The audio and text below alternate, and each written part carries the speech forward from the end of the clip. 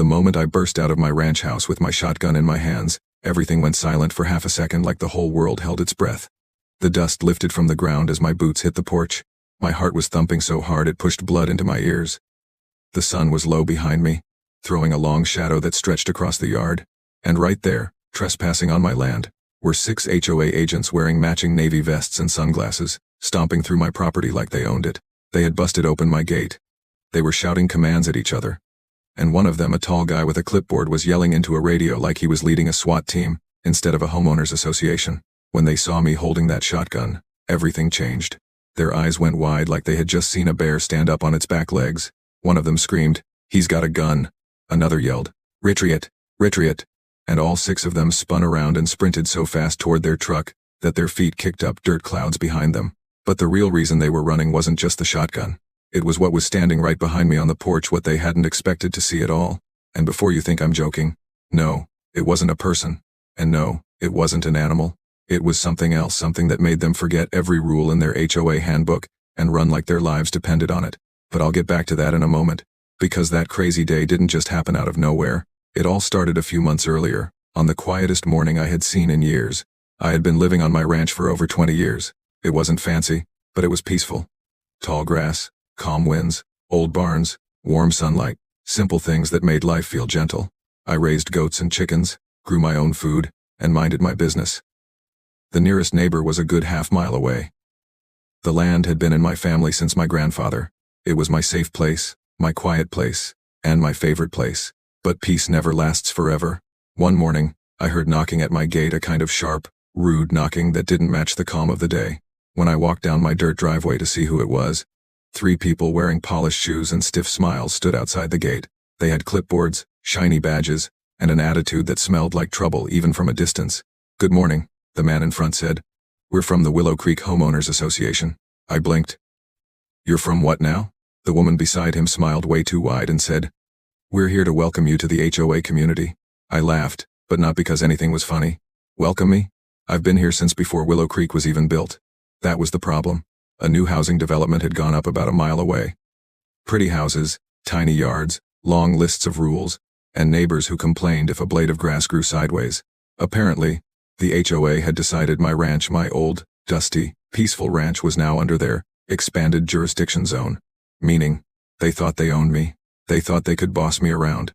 They thought they could change everything on my land. They handed me papers and started listing their rules like they were reading me a bedtime story. You must paint your home a community-approved color. You must remove all free-roaming animals. You must keep your grass under 3 inches. You must destroy unsightly structures. You must pay monthly fees. I laughed again, louder this time. This is a ranch, not some tight-neck neighborhood. But they weren't laughing.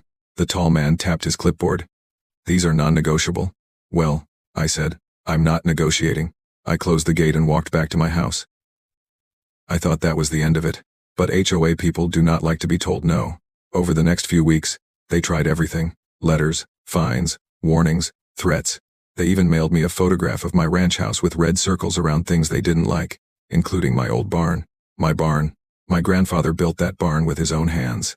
Every beam, every nail, every memory sat inside those wooden walls. The idea of strangers marking it as unsightly made my stomach twist. But through it all, I tried something most people don't expect. I tried kindness. I baked muffins for the HOA president and delivered them myself. I offered to let their kids come to the ranch to see the animals. I offered free eggs every morning. I even told them I would help plant trees in their community. I believe in kindness because kindness has power even when people don't deserve it. But they didn't want kindness. They wanted control. One afternoon, the same tall man marched to my gate again. This time, he didn't knock. He shook the metal bars like he wanted to rip them off. "You have 72 hours to comply," he said, "or we will escalate." "Escalate what?" I asked calmly. "You'll see." He walked away with a smile that felt colder than winter. I didn't like where any of this was going, but I hoped maybe, just maybe, they would calm down. They didn't. 3 days later, I woke up to loud banging and clattering. My animals were making noises they never made before. My dogs were barking like crazy. I opened my door and stepped onto the porch. What I saw made my jaw drop. 6 HOA agents had climbed over my gate. They were on my land. They were walking through my property with clipboards, radios, and cameras. 2 of them were pointing at my barn. Another was trying to open the chicken coop. One was taking photos of my tractors, and one of them, yes, the tall guy, was walking toward my house, like he owned it. That is when everything inside me snapped. Not in anger. In fear. In protectiveness. In the feeling that my home, my safe place, was being stripped away piece by piece. I reached inside my house. I grabbed my shotgun. And I stepped outside. And that was the moment they saw me. The moment they froze. The moment they screamed and ran for their lives. But what they didn't realize, what they didn't prepare for, what they would never forget, was what came next. Because right as they were running, something else happened. Something bigger. Something louder. Something that made even the ground tremble a little bit. Something that changed everything that day. Where are you watching from? The ground shook so hard beneath my boots that I felt the vibration travel up my legs and into my chest. At first, I thought it was just fear pounding through me. But then I realized it wasn't coming from me at all. It was coming from behind me, right from the porch. The HOA agents, already running for their lives at the sight of my shotgun, suddenly looked back over their shoulders and screamed even louder than before. They weren't just scared, they were terrified. And I knew exactly why. Standing behind me was Old Thunder, my grandfather's giant metal scarecrow. Except it wasn't a normal scarecrow. It was a 20-foot-tall, rust-colored machine with long arms made from welded tractor parts, a head shaped like a wide-brim hat, and glowing red lights for eyes. Grandpa built it as a joke decades ago, saying it would scare away anything with bad intentions. Most days, it sat there quietly, powered off, leaning against the porch like a sleeping giant. But earlier that morning, before the HOA stormed my land, a lightning storm had rolled through. One bolt must have hit the metal frame and jolted power through the old battery system Grandpa installed for emergencies. So when I opened the front door in all that chaos, my shotgun wasn't the only thing the HOA saw. They saw Old Thunder's eyes glowing like two angry red suns. The HOA agents didn't understand it was just a machine. They didn't know it couldn't walk. They didn't know it wasn't alive. They just saw a giant metal monster lighting up behind a man holding a shotgun, and they decided life was too short to stick around. They sprinted so fast they practically left smoke trails behind them. One tripped over a bucket, another dropped his radio, another screamed, "It's a robot, he has a robot." I didn't know whether to laugh or shout for them to get off my land. Everything happened too quickly, but even though Old Thunder scared the HOA silly, I knew this sudden chaos wasn't something I could ignore. I lowered my shotgun slowly and stepped off the porch. My goats were bleating like they were confused. The chickens fluttered around in circles. My dogs barked at the gate where the HOA agents had escaped through, even though the dust cloud they left behind was already settling. I sighed and looked up at the giant scarecrow. It still hummed quietly, its lights blinking like it was waking up after years of sleeping. I touched the metal leg gently. "You sure know how to make an entrance," I whispered. But even though I tried to joke, my chest felt tight. That invasion had been too much. The HOA had climbed my gate without permission. They had walked into my animal pens. They had touched the barn that held my family memories. And the tall guy, the clipboard leader, had been marching toward my house like he owned it. They crossed every line. Still, I remembered what my grandfather always said. If you fight anger with anger, you lose your peace before you lose the battle. So I walked toward the gate with calm steps. Not because I wasn't scared. Not because I wasn't angry. But because I knew that if I let my emotions control me, things would get worse very fast. Halfway to the gate, I stopped and saw something lying in the dirt, a small badge with the HOA logo on it. The tall man must have dropped it when he ran. I picked it up and brushed off the dust. It felt cold in my hand, like trouble trapped in metal form. A low wind blew through the ranch, the kind that carried whispers of change. Usually, wind comforted me. But that moment, it carried a warning. This wasn't over. I knew it. In my bones. In my heartbeat. In the still rumbling ground beneath me. I walked back to the porch to turn off Old Thunder before he scared the goats into climbing trees. I pulled the lever behind his metal knee, and the lights blinked out, leaving the scarecrow lifeless once again. But just as I stepped back, I heard a sound, a deep, distant rumble. Not thunder, not wind, not animals. Engines. Multiple engines.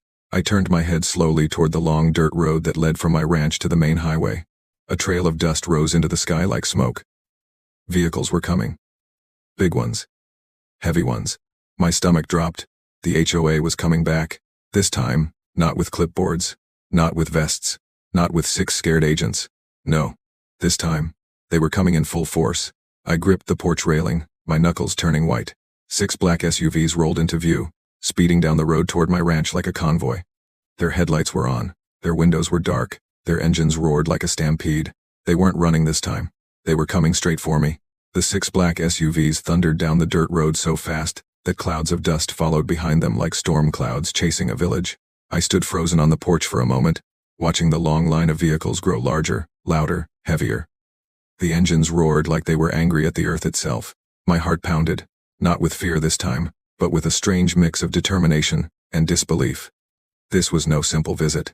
This was no regular HOA argument. This was something else entirely. I stepped down from the porch and called my dogs back inside so they wouldn't get startled. They obeyed quickly. Sensing the tension hanging over the ranch like thick fog, my goats huddled close together near the barn fence. The chickens scattered, scratching nervously at the dirt. Even the wind felt different, colder, sharper, like it carried a warning it didn't know how to speak. As the SUVs reached my gate, they screeched to a stop so suddenly that dust swept forward in a wave. Doors flew open. Almost a dozen men and women stepped out, all wearing stiff black uniforms that said, HOA Enforcement Division, in bold gold letters across their chests. HO. Enforcement Division? I didn't even know HOAs had regular agents, let alone an entire division that looked like they trained in military drills. The tall clipboard man from earlier stepped out of the first SUV. But he wasn't holding a clipboard anymore. Now he had a radio strapped to his vest, and a set of handcuffs hanging from his belt. His face looked even angrier than before, cheeks red, eyes sharp. "You," he shouted through the gate. "You have committed multiple violations of the Willow Creek Community Code." I raised an eyebrow. "By standing on my own porch?" His jaw tightened. "By threatening HOA officials with a deadly weapon. You broke into my ranch," I said calmly. "And I didn't threaten anyone. I held a shotgun on my own property." "That's legal." He slapped the gate with his hand. "We have the authority." "No," I said quietly but firmly. "Not here. Not on this land." For a moment, he looked stunned that I interrupted him. People like him were used to everyone stepping aside, apologizing, bowing to their rules. But this was my land, my family's land, and I wouldn't let strangers walk all over it. Still, I kept my voice soft. I didn't want this to turn into a war. I believed that kindness could still calm a storm, even if the storm didn't want to listen. "Look," I said, taking a step closer. "Nobody wants trouble, not even me. Let's just talk." But he didn't want to talk. He snapped his fingers. Immediately, 2 HOA enforcement officers rushed toward the gate, cutting the lock with bolt cutters. The loud metallic snap made my stomach twist. The gate swung open. The convoy of officers marched onto my land in tight formation. "Stop right there," I shouted. But they didn't stop. They spread out across my yard, pointing at different parts of my ranch like they were inspecting something dangerous. One officer walked straight toward my barn. Another started taking photos of my tractors. A third stood near my chicken coop, shaking his head like he had already decided everything on my ranch was wrong. It was like watching ants swarm over a picnic that wasn't theirs. I clenched my fists but forced myself to breathe slowly. "Please," I said, trying again. "Can we talk peacefully? I'm willing to work things out. There's no need for this." But the clipboard man only smirked. "It's too late for kindness. You resisted our authority." "I resisted trespassing," I corrected. "There's a difference." His smirk grew sharper. "Not anymore." For the first time since they arrived, fear crawled into my chest. Not fear for myself, fear for what they would try to do next. Fear for my animals, my home, my memories. And then, something unexpected happened. A soft bleating sound came from behind me.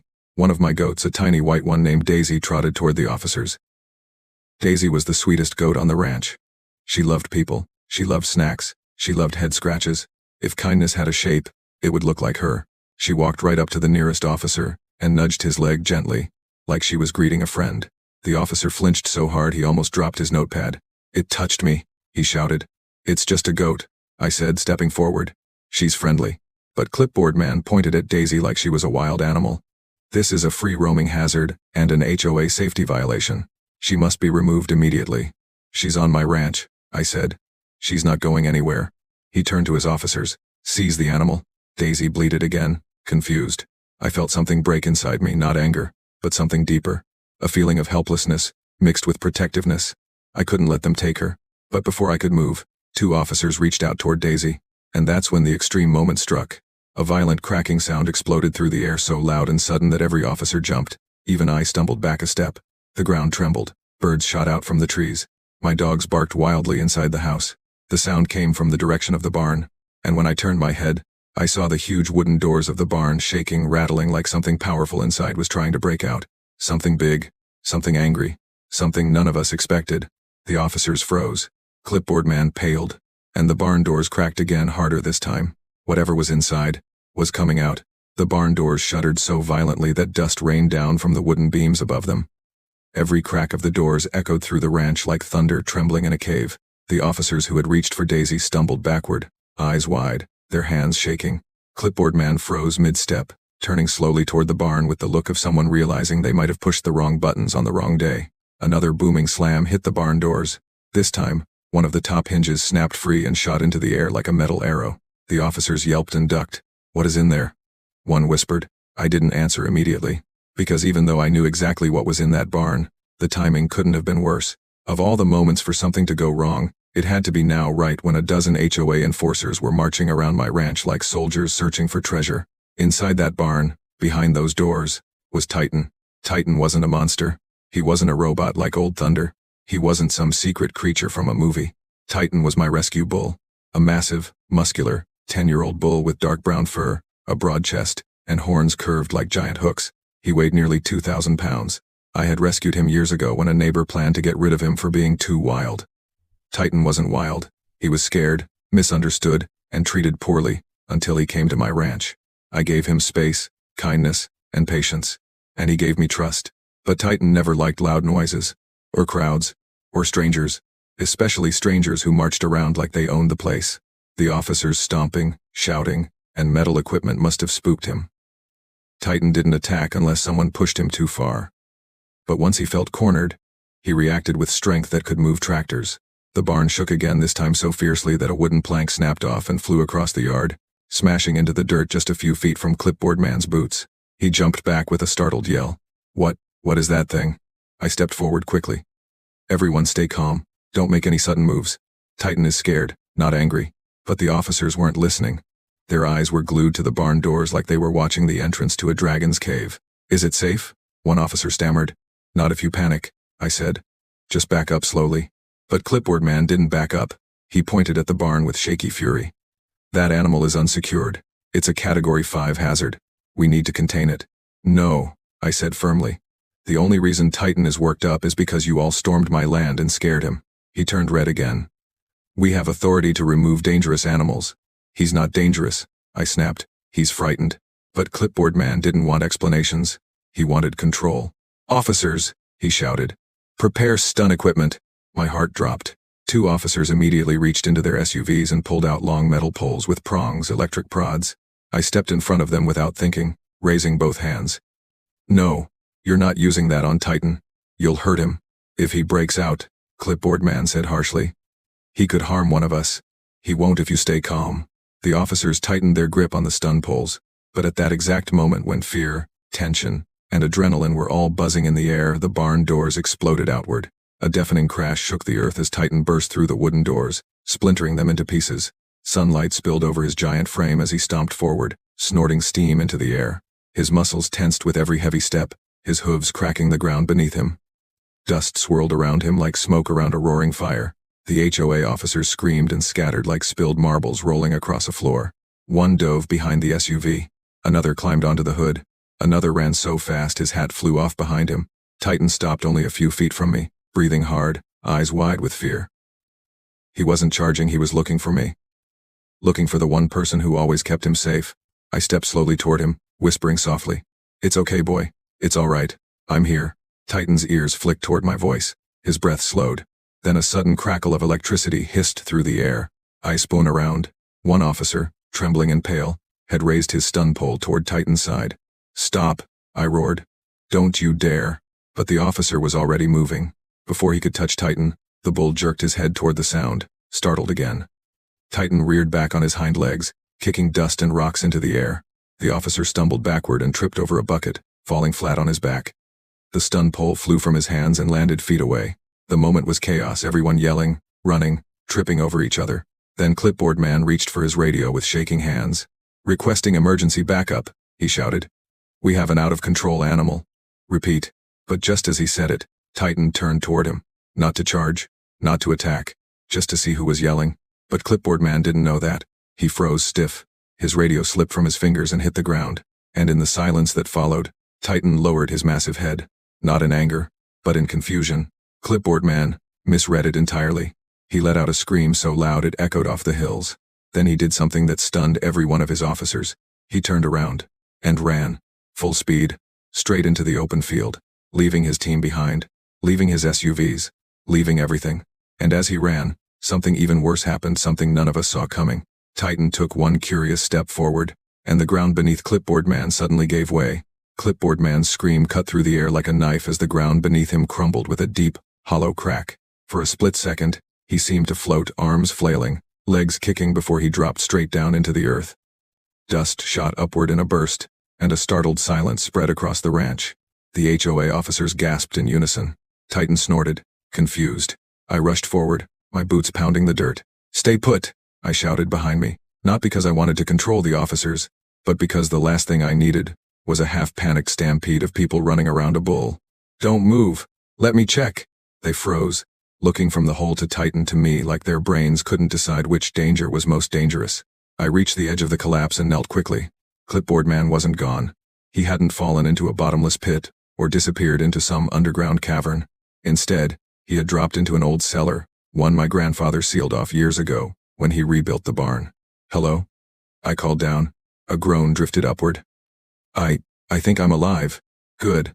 That was something." I peered into the large square opening. Clipboard Man sat in a pile of old hay and dusty planks.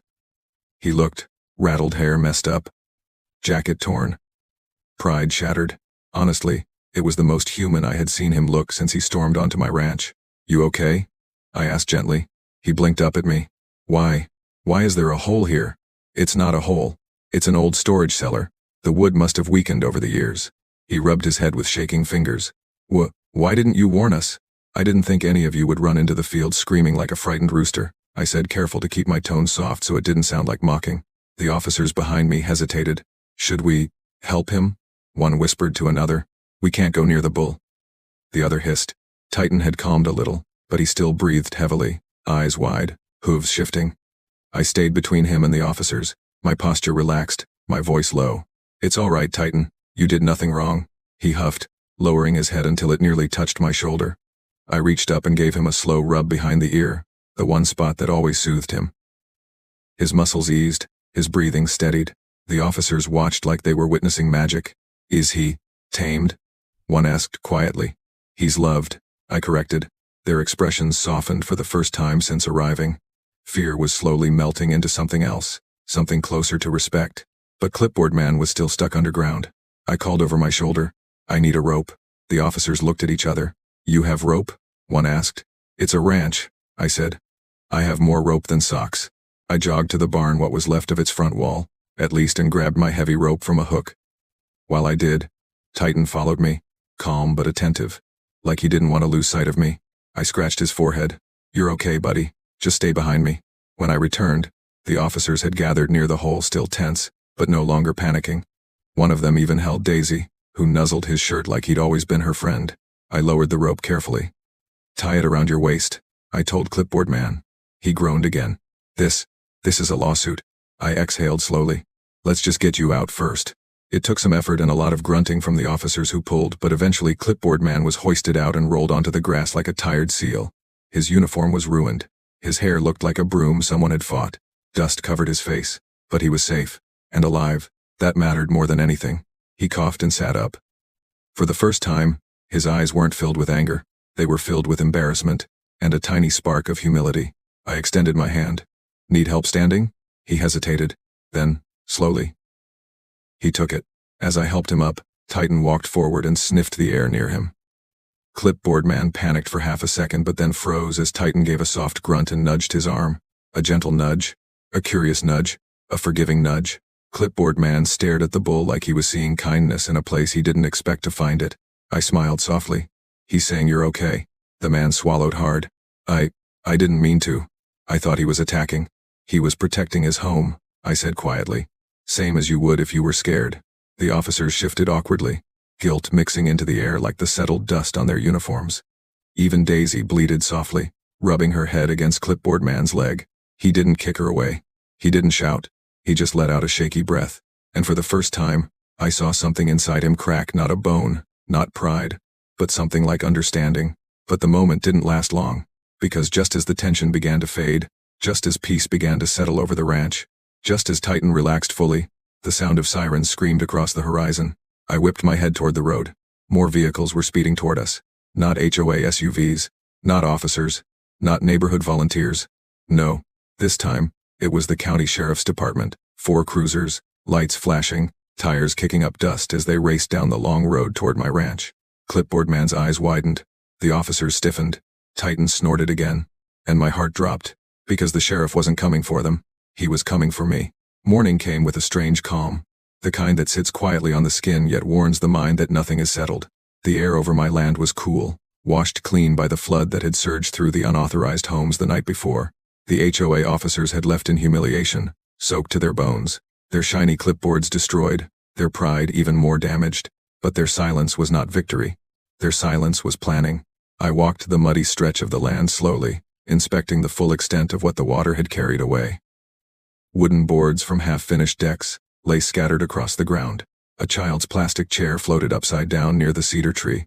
A crumpled HOA sign, "Mandatory Community Rules Apply," was lodged in the ditch like it had tried to escape but failed. Every detail reminded me of how deeply they had invaded what belonged to me, how boldly they had acted as though I were the intruder on my own soil. As I crossed toward the gate, my boots sinking in the wet earth, I remembered the argument from the day before, the HOA president pounding on my gate, demanding access, insisting they had full authority. I remembered how I stood firm, repeating the words that became my shield. My land, my rules. Their fury had swelled, their threats had escalated, but I hadn't moved an inch, and after the flood I unleashed, their confidence had cracked, yet I knew people like them never let humiliation be the last chapter. I wiped rainwater from my jacket as I reached the barn. The structure stood solid, unmoved by the flooding, like an old guardian refusing to bow. I pushed the doors open and stepped inside. The familiar smell of dried wood and engine oil greeted me, grounding me. My tools, my equipment, my paperwork, all still safe. I checked the hidden camera monitor in the corner. The feeds showed the perimeter of my land, the gate, the tree line. No movement yet. But the HOA never stayed quiet for long. Around noon, the sound of engines rolled in from the distance. Not the noisy cluster of construction trucks this time, but the heavier, slower hum of official vehicles. I walked back toward the gate and saw 2 black SUVs pulling up, their tires crunching the gravel. The HOA president stepped out first. Dressed in a clean, dry uniform, her expression locked in smug determination. Beside her stood 2 county officers, not police, but code enforcement. The kind that loved clipboards more than common sense. She smoothed her blazer like she was preparing for a speech. "We need access to survey the damages," she called out through the bars of my gate. "Our community suffered loss because of your reckless actions." "Your community suffered," I said, "because you built on land that wasn't yours." One of the county officers stepped forward. "Sir, we received a complaint that you intentionally caused flooding to occupied structures. That's a serious violation." I leaned my arm on the gate casually. "Those occupied structures were illegally built on my private property. You want to talk violations? Start with that." The HOA president pulled out a thick folder of documents. "We have permits. We have community approval. The development was authorized." I shook my head, already knowing exactly what she was trying. "Those permits were for the west section. You built on the east. My east. You trespassed, and then you tried to bully me into accepting it." The second officer whispered something to his partner. They both looked slightly uncomfortable now, realizing the situation wasn't as simple as the HOA had painted it. But the president wasn't done. She walked closer, heels sinking into the soft ground, and pointed the folder directly at me. "You're going to face consequences," she snapped. "This kind of behavior cannot be tolerated. Flooding properties, damaging homes. You've crossed a line." "No," I said quietly. "I enforced a boundary. One you ignored." She pressed her lips together. "Open the gate. Now." I smiled. "No." Her nostrils flared. For a moment, she looked like she wanted to grab the gate and shake it the way a child shakes a toy that won't respond. Instead, she turned to the officers. "I'm filing a formal motion to have him cited, fined, and forced to allow community access. This is obstruction." One officer cleared his throat. "Ma'am, we can't force entry without a court order." That hit her harder than anything I'd said. Her jaw tightened as she turned back to me. "This isn't over. It never is with you," I answered. They left soon after. But not before the HOA president took photos of everything. My gate, my land. Even me. She documented every angle like she was building a case. But I knew I had the law on my side. Still, her confidence worried me. People like her never relied on truth. They relied on pressure. When the engines faded into the distance, I returned to the barn and sat on the wooden stool near the workbench. The storm had settled, but a new one was forming, one made of paperwork, hearings, and bureaucratic warfare. They were going to attack through the system now. And I needed to be ready. Hours passed as I reviewed old records, land deeds, boundary maps, county filings, ownership documents that went back decades. My grandfather's signature was still bold on the original deed. This land wasn't just soil and space. It was legacy, inheritance, proof that not everything could be bought, bullied, or claimed by those with loud voices and matching polo shirts. As evening fell, I stepped outside again. The sky was red with the last streaks of sunlight, reflecting in the lingering pools of floodwater. The world felt calm again. But underneath it, the battle lines were being drawn deeper than before. The HOA had lost the first round, but they were regrouping. And whatever came next, hearings, threats, inspections, or attempts to twist the law, I was ready, because I wasn't fighting for just land anymore. I was fighting to remind them that some boundaries are not meant to be crossed. Night settled over the land slowly, as though even the darkness was cautious about approaching the tension that hovered in the air. The floodwaters had mostly receded, leaving behind streaks of wet soil and scattered debris from the collapsed HOA homes. I could still hear the distant dripping of water sliding off rooftops and sinking into the earth. My land had survived the storm. The same could not be said for the arrogance of the HOA. But their retreat earlier that afternoon wasn't surrender. It was regrouping. I stood by the barn door, arms crossed, watching the last echo of sunset fade. The barn light cast a quiet pool of yellow behind me, illuminating the tools and documents I had been organizing. Everything needed to be in order now. The HOA president's threat, her cold promise that this isn't over, wasn't just a warning. It was preparation. And people like her didn't sleep after losing control. They planned. Inside the barn, my old radio crackled faintly with static before settling into a low country tune. I let it play while I laid out the property maps again. The outlines of the land were familiar to me, every line, every number, every natural boundary. My grandfather used to trace these same marks with a thick finger, explaining where cattle once grazed, where rainwater naturally flowed, and where outsiders were never allowed to stake a claim. Now, outsiders had built 35 homes without permission, then tried to enforce their community rules on me. And when I refused them entry, standing firm at the gate with the words, "My land, my rules," they had tried to turn my resolve into defiance.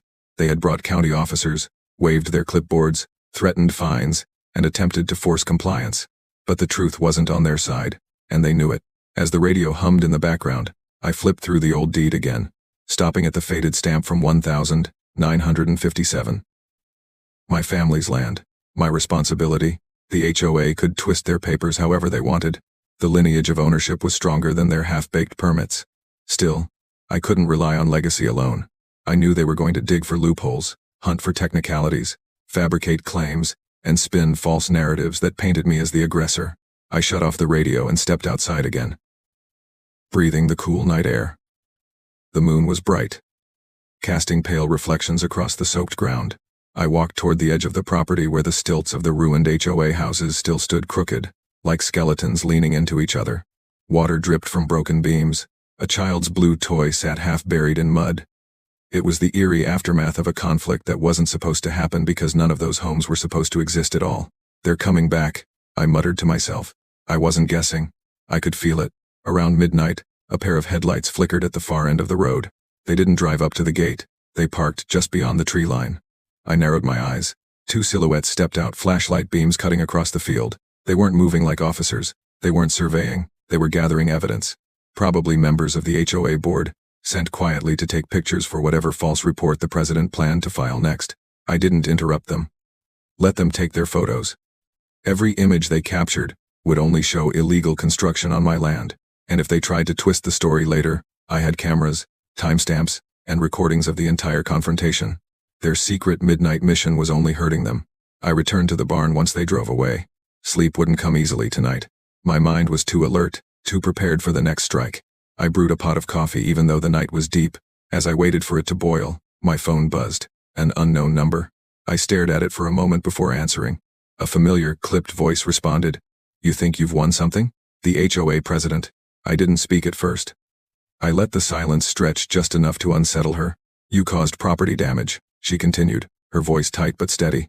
"Homes collapsed, families lost belongings, and we have evidence that you intentionally redirected water." "I redirected nothing," I replied. I opened the dam's release channel on my land. Legally. You built, illegally. If you want to blame someone, blame yourselves. You won't get away with this, she hissed. Not after tonight. Funny, I said.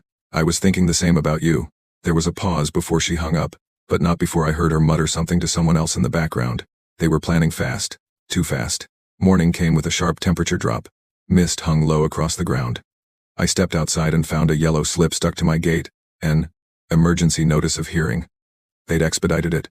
Less than 12 hours after the incident, and they were already pushing it through the county office. Their strategy was clear. Overwhelm me with bureaucracy, force me into hearings, bury me in complaints, and reverse the narrative before the truth had time to settle. But they underestimated something. They thought I was fighting alone. Before heading inside, I called an old friend, Marcus, a man who knew land law like the back of his hand, someone who had fought and won against corrupt local boards before. After I explained everything, he didn't hesitate. I'll be there in an hour, he said. And trust me, they have no idea the mess they just made for themselves. I hung up and felt a rare smile pull at the corner of my mouth. The HOA was coming with all their pressure, all their paperwork, all their false bravado. But now, I wasn't just a landowner defending his property. I was a storm they hadn't prepared for. The morning sun struggled to break through the gray fog hanging low across my fields. It felt like even the sky was reluctant to witness what was coming next. I stood on the porch with a cup of hot coffee in my hand, watching the horizon as if it might warn me of what the HOA had planned. The fast-tracked hearing notice still hung in my mind like a storm cloud. They wanted a legal war, and they wanted it immediately. But I wasn't alone anymore. True to his word, Marcus pulled up exactly 1 hour after our call. His truck growled through the mist before rolling to a stop beside the barn. He stepped out wearing the same brown coat he'd worn for years, the one with frayed cuffs and a tear near the collar. It looked rough. But inside that man's head lived the sharpest land rights mind in the county. You weren't exaggerating, he said as he scanned the broken HOA homes on my property. This is worse than I pictured. Maybe now you see why they're scrambling, I replied. He let out a low whistle. Oh, they're in trouble. Building on someone's land without clear title? That's lawsuit fuel. And if they try to say you caused this mess, they'll lose faster than a chicken in a coyote den. I couldn't help but chuckle. His confidence was a weight off my shoulders. We walked the property together. Marcus took his time, snapping pictures, shaking his head, muttering under his breath whenever he noticed another violation. Unapproved utilities, untested drainage, unstable foundations built on soft soil. This wasn't just illegal, he said. It was rushed. They cut corners everywhere. They thought they'd bully me into joining their HOA, I said. Then claim everything was approved. Classic trick, Marcus scribbled notes. But they messed with the wrong farmer. We finished the inspection and sat at the porch table to plan. Marcus laid out a series of steps. File a counterclaim, request an injunction, submit photo evidence, prepare statements detailing every encounter with the HOA, especially the night they stormed the ranch. That will be key, he said. Them trespassing without permission, forcing their way up your driveway, threatening you. It shows intent. And what about the part where I grabbed the shotgun? I asked. He smiled. Self-defense on your own land. They rushed you, not the other way around. His assurance steadied my nerves. Still, deep inside, I knew the HOA wasn't going to give up quietly. People who believed they were always right seldom accepted defeat. By noon, the fog had cleared, revealing the damage more clearly than ever. Wooden beams lay snapped like pencils across the mud. Roof shingles floated in small puddles. A collapsed porch jutted out like a broken jaw. Everywhere I looked was proof of their arrogance, and my reminder that this battle wasn't just about land. It was about dignity. A car engine broke the silence. I recognized it instantly. The HOA president's silver sedan. It stopped outside the gate. She didn't honk, didn't get out. She just sat there staring at the house like she was waiting for something. Marcus noticed. Want me to join you? I'll handle her, I said. I walked down to the gate and stood with my hands in my pockets. The president rolled down her window. Her lipstick was crooked, like she'd rushed out of the house without checking a mirror. Her eyes were sharp, angry, desperate. You think bringing in a lawyer will save you? She said. I think it'll ensure I don't get steamrolled. I replied calmly. You destroyed property, she snapped. Those families trusted us. They trusted this community. They shouldn't have trusted illegal construction, I said. You built on land that wasn't yours and then tried to force me to join your HOA. Her jaw tightened. We can fix that. Sell us the land. We'll pay above market value. Everyone wins. That nearly made me laugh. You want to buy the land after destroying it? She leaned forward. No. I want to buy the land before you destroy us. Ah. There it was. the truth deeper than her anger. Fear. Their illegal development wasn't just a mistake, it was a liability that could crumble the entire HOA board. You should go, I told her. The hearing will settle this. Her expression hardened like stone. Fine, but don't say I didn't offer peace. She drove off, tires spitting gravel. I returned to the porch where Marcus was waiting. He raised an eyebrow. She tried to buy you out, didn't she? Yep. That means they're scared. Good. Fear makes mistakes, and mistakes win cases. We spent the next few hours building our side of the case. Marcus drafted statements while I collected photos, recordings, witness accounts, and the original deed again. The barn was filled with piles of evidence enough to defend the land 10 times over. Near evening, a soft rain began to fall. Not a storm, not enough to flood anything, just a quiet drizzle that tapped against the roof like gentle fingers.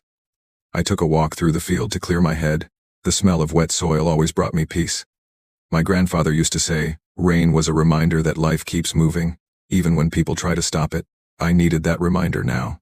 But peace never lasted long in wars like this. As I approached the east side of the property, I noticed movement near the tree line. Fast, quiet, not casual. I stepped closer. There 3 figures crouched behind the bushes, whispering urgently, and holding something metallic. They weren't county officers. They weren't neighbors. They were HOA agents. And they were cutting through my fence. My heart jolted. They weren't done fighting. They weren't waiting for a hearing. They were escalating. I took one slow step back, careful not to snap a twig. This wasn't a visit. This was a breach. The war had just become something else entirely. The figures crouched in the bushes moved with purpose, their shadows blending with the darkness that crept across the eastern edge of my ranch. My pulse hammered in my chest, louder than the gentle rain tapping on the roof of the barn. They weren't just trespassing, they were coming for something. Maybe they thought they could sabotage my property before the hearing. Maybe they thought they could intimidate me into surrendering. I didn't have time to wonder. I had to act. I stepped quietly into the shadows near the porch, careful not to make a sound. My hand brushed against the cold metal of the shotgun I kept in the barn for emergencies, something that had already saved me once from the same type of arrogance. I didn't raise it yet. I didn't want to start a panic, but the moment I saw one of the figures slip a bolt cutter from their bag and begin to work on the fence, I knew there would be no second chances. Stop right there, I shouted, my voice firm and loud. The sound cracked through the night like lightning. The figures froze immediately. One of them turned, eyes wide, recognizing the authority that didn't come from a badge or a clipboard but from the land itself. My land. They had been counting on me being distracted, exhausted from the day's chaos. They had been counting on fear. They had been counting on my patience running out. Now, they saw they had underestimated both my resolve and my awareness. I stepped forward slowly, keeping the shotgun lowered but visible. Titan, my bull, had been grazing nearby and now turned his massive head, ears pricking, ready to back me up if needed. The goats had gathered at the barn's edge, and Daisy bleated softly. The entire ranch seemed alert, as though it knew what was at stake. The trespassers, 3 in total, backed away slightly, confusion and fear flashing across their faces. We just wanted to check something, one stammered, but the explanation sounded hollow even to them. Check something? I asked. My voice was calm, but every word carried weight. On my property? At night? Without permission? That's called trespassing. And it's not taken lightly here. The tallest of the 3, a man with a slick black hoodie, raised his hand slowly. We didn't mean any harm. We just... You don't get to decide that, I interrupted. You don't get to invade my home, my land, or my animal space because you think your HOA rules are stronger than law and common sense. Titan shifted closer to me, his huge body tense, nostrils flaring. The trespassers glanced at him, realizing the magnitude of what they had barged into. One of them whispered, "Is that a bull?" "Yes, and he's calm, until you make him angry," I said softly, taking a step closer. My hand gripped the shotgun a little tighter, just enough to remind them I wasn't bluffing. "Leave. Go back to your vehicles, now. And don't come back without my consent. You're testing limits you won't survive crossing." The figures hesitated. Their plan had failed before it began. No bolt cutters, no sneaky approaches, no intimidation tactics would work here. They were cornered by the reality that this ranch had a guardian Titan and an owner who had survived worse than this. Finally, the man in the hoodie nodded. We'll leave. Okay, we'll go." I watched them retreat into the foggy night. The rain was steady now, soaking the ground, washing the tension off my skin and the mud from their footprints. I lowered the shotgun and exhaled slowly, letting the adrenaline ebb from my body. As the last shadow disappeared, I realized just how close it had been. This wasn't over. The HOA's legal attacks, the attempts to intimidate me, the midnight surveillance, they would continue. But tonight had proven something crucial. No amount of paperwork, authority, or arrogance could overpower the truth of ownership and the strength of resolve when combined with patience and courage.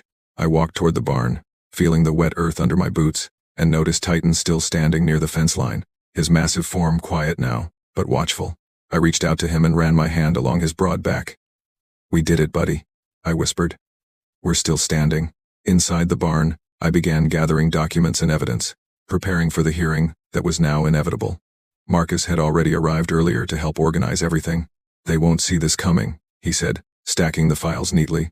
"Their arrogance will be their downfall." I nodded. Though deep inside I knew that the real battle wasn't just legal.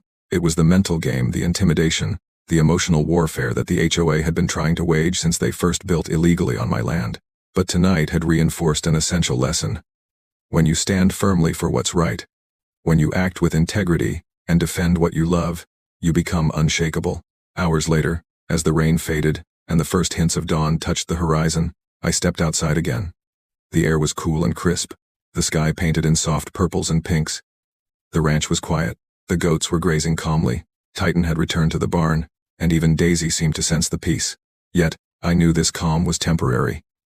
The HOA would regroup. They would try again. But for the first time, I felt unafraid. My boundaries were clear. My resolve was unbreakable, and the ranch, with all its chaos, mud, and life, had proven to be its own protector. I looked across the property one last time before returning inside. The remnants of the flood, the ruined homes, and the evidence of trespassing were all reminders not of fear, but of survival, resilience, and the power of standing up for what is yours. As I closed the barn doors behind me, I realized something deeper than legal victories or physical defenses. This wasn't just about land. It was about respect, about teaching the world that kindness, patience, and empathy were just as strong as any weapon or law. The HOA may have tried to bully me, to frighten me, to claim control, but they had underestimated the force of someone willing to defend what they love, armed not only with tools and evidence but with heart, courage, and unwavering principles. Tomorrow, the legal battle would begin. The HOA would present their case, their permits, their accusations. But I would be ready. I had the truth. I had Titan. I had my grandfather's legacy. And I had the knowledge that no amount of intimidation could shake a person who fought not for pride or money, but for what was rightfully theirs. The sun broke fully over the horizon, illuminating the flood-scarred ranch. I took a deep breath and whispered to myself, "Let them come. Where are you watching from?"